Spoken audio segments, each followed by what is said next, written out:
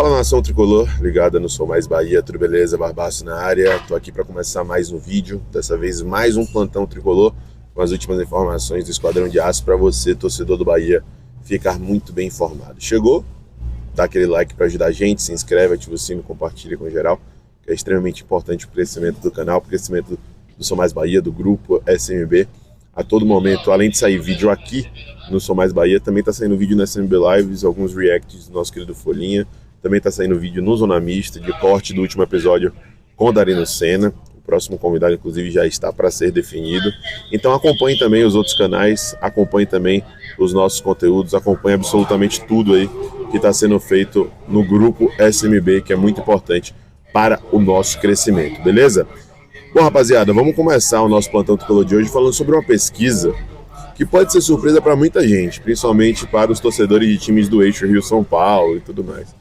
Mas não é surpresa para o torcedor tricolor, não é surpresa para o torcedor do Bahia.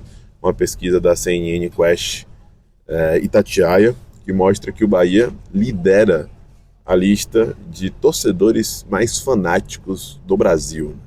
Isso daí é medido através de questionário, com 95% de possibilidade de assertividade, e com isso, né, o Bahia lidera aí entre os times da Série A, os times da Série A só não, Série A, B, C e D, times brasileiros.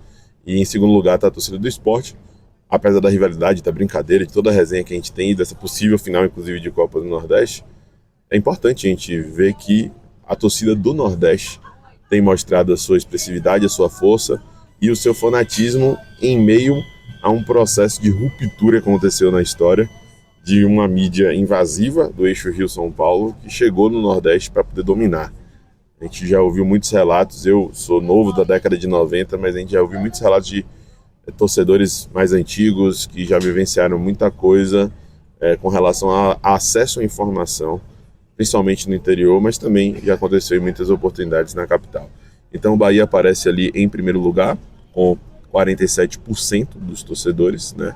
E temos em segundo lugar a equipe do Sport. Saiu uma outra pesquisa recentemente, também pesquisa da CNN, também pesquisa Quest Itatiaia, mostrando que o Bahia tem ali a oitava maior torcida do país, né?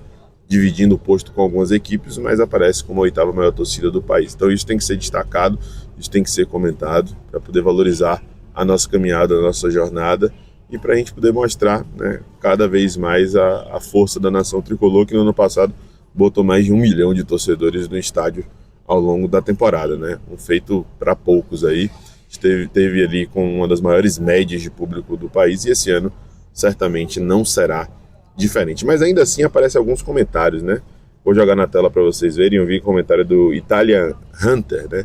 Torcedor vascaíno, que comentou no post sobre a pesquisa, dizendo o seguinte: cara, nesse quesito, qualquer pesquisa sem a torcida do Vasco em primeiro lugar não condiz com a realidade. O Bahia não lota jogo, né? Parece que ele não acompanha. Provavelmente ele não acompanha mesmo. A do Sport é bem fanática mesmo. Isso ele deve falar porque a Ilha do Retiro é um ovo e a torcida do Sport costuma encher a Ilha do Retiro, né? A do Fla, totalmente terceirizada, isso daí não tem como discordar, boa parte é terceirizada mesmo. A do Galo é bem fanática e coloca Corinthians na lista. Vasco primeiro, Galo segundo, Corinthians, sem mimimi. E ele, né, trouxe um belo de um mimimi. Enfim, isso a gente vai continuar ouvindo, vendo por aí, mas é importante destacar a força da nação tricolor. Outra pauta, gente, no nosso plantão tricolor de hoje é referente à preparação do Bahia nesse período sem jogos, né?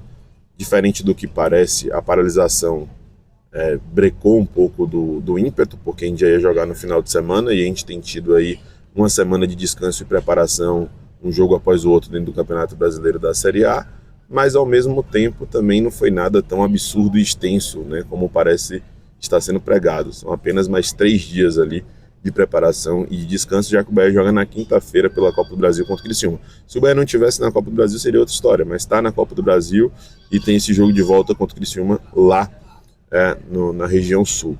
E depois tem a decisão da Copa do Nordeste contra a equipe do CRB. E o Bahia hoje aproveitou a oportunidade de não estar jogando no final de semana e aproveitou também que o time sub-20 tem jogado apenas o Brasileiro sub-20, quem tem jogado o Campeonato Baiano sub-20 é o time sub-17, e fez um jogo treino com a equipe sub-20 extremamente competitiva, tá? A equipe sub-20 do Bahia, comandada pelo Rogério Ferreira, está entre as 4 melhores aí do Campeonato Brasileiro na atualidade, rendendo muito bem e exigindo bastante dos seus adversários. Enfrentou o time profissional do Bahia, o time profissional do Bahia ganhou por 3-0, um gol marcado por Gabriel Xavier em grande fase, jogando muito, elevando o nível do sistema defensivo do Bahia, e 2 gols marcados por Ratão. Tem sido um cara importante ao entrar no decorrer dos jogos, pelo menos no que lhe é exigido como atacante, fazer gols. E no jogo treino, né, ele acabou marcando em 2 oportunidades. Além disso, evidentemente, teve treino tático também, teve treino técnico, além do coletivo, comandado pelo técnico Rogério Ceni. A tendência é que o Bahia folgue, né, nesse domingo, já que não tem um jogo, e retome as atividades já na próxima semana, pensando nesse confronto contra a equipe do Criciúma, tá? Então, é mais ou menos essa a rotina do Bahia, com algo atípico, né, em comum, que a gente não tem visto com tanta frequência, que é o tal do jogo treino. Isso acontece na pré-temporada, geralmente. Então o Bahia até aproveitou esse período aí para não perder o ritmo, né? Importante isso, não perder o ritmo de jogo, por mais que a distância de uma partida para outra não seja nada absurda. Outro destaque, justamente sobre esse período sem jogos aí, devido ao adiamento das rodadas 7 e 8 do Campeonato Brasileiro da Série A, é a respeito da declaração de Bobô, ídolo do Bahia, um cara que tem muita bagagem, propriedade e respaldo para poder falar sobre futebol e sobre Bahia, evidentemente. E ele falou que não achou tão danosa assim, prejudicial para o clube, essa paralisação aí até o jogo contra a equipe do Criciúma, né? E ele trouxe essa perspectiva do descanso, do repouso dos atletas, que ele julgou como importante em um cenário de brasileiro de Série A. Vamos ver aí o que Bobô disse lá no seu canal, né, na sua página no Instagram, Elegância Sutil de Bobô. Confira. Ô, gente, o Campeonato Brasileiro com essa pausa, né, de 2 semanas, bom, muito bom pro Bahia, né? Aí você pode dizer, mas Bobô, o Bahia tá numa sequência espetacular, né, vários jogos e com resultados importantes, etc. Mas tem a questão do desgaste físico, né? E a gente sabe que o Bahia tem um time titular.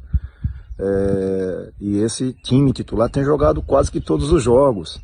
É verdade que o Rogério chega um momento que ele tem que substituir os caras, no meio de campo principalmente, né? Rotatividade muito grande, o desgaste físico é intenso.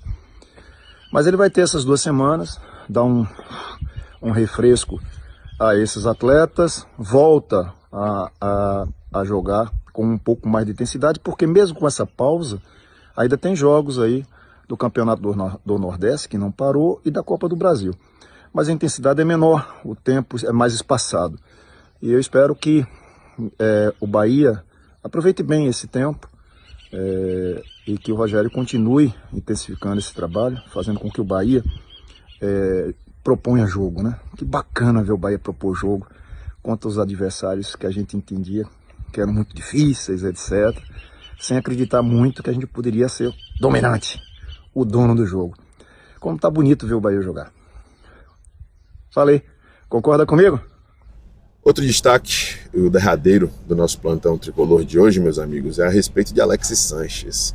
Só para poder recapitular e até contextualizar essa informação, né? Para não jogar aqui palavras ao vento, jogar informação ao vento, ficar algo completamente solto e sem sentido, desconexo. O João Van Bolsen, que é jornalista, cobre diversas equipes do futebol brasileiro, mesmo morando na Espanha, ele trouxe a informação lá em janeiro, lá no começo do ano, de que o Bahia estaria preparando uma proposta para Alexis Sanches. No cenário daquele momento, Alexis Sanches era um cara útil para a Internacional de Milão. Tinha vindo de uma temporada muito boa no Olympique de Marseille, marcando 18 gols, dando 3 assistências.